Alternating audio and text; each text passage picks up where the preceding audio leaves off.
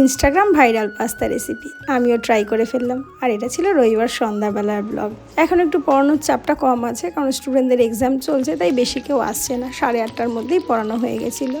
আর এদিকে রিন্টু খুশি অনেক দিন ধরে বায়না করছিল পাস্তা খাওয়ার, তাই চটজলদি পাস্তা বানালাম। খুব বেশি রিচ করব না, কারণ ওদেরও পরের দিন থেকে এক্সাম ছিল। তো প্রথমে আমি একটু রিফাইন্ড অয়েল দিয়েছি, আর তার মধ্যে দুটো টমেটো হাফ হাফ করে দিয়ে দিয়েছি, আর দিয়েছি একটু পেঁয়াজ কুচি আর রসুন। তারপরে কিছুক্ষণ ওটা নরম হয়ে যাওয়ার পর ওটাকে ভালো করে স্ম্যাশ করে নিয়েছি। এবার ওর মধ্যে একে একে দিয়ে দিয়েছি বাটার, চিলি ফ্লেক্স, অরিগ্যানো, আর অ্যাড করলাম দুটো চিজের ফিলেট। চাইলে কিন্তু তোমরা এর থেকে বেশিও দিতে পারো। আর এদিকে আমি পাস্তাটা আগেই সিদ্ধ করে রেখেছিলাম একটু নুন আর রিফাইন্ড অয়েল দিয়ে, সেই সেদ্ধ করা পাস্তাটাই অ্যাড করে দিলাম। আর শেষে দিয়ে দিলাম একটু গোলমরিচের গুঁড়ো। ব্যাস, আমার পাস্তা রেডি।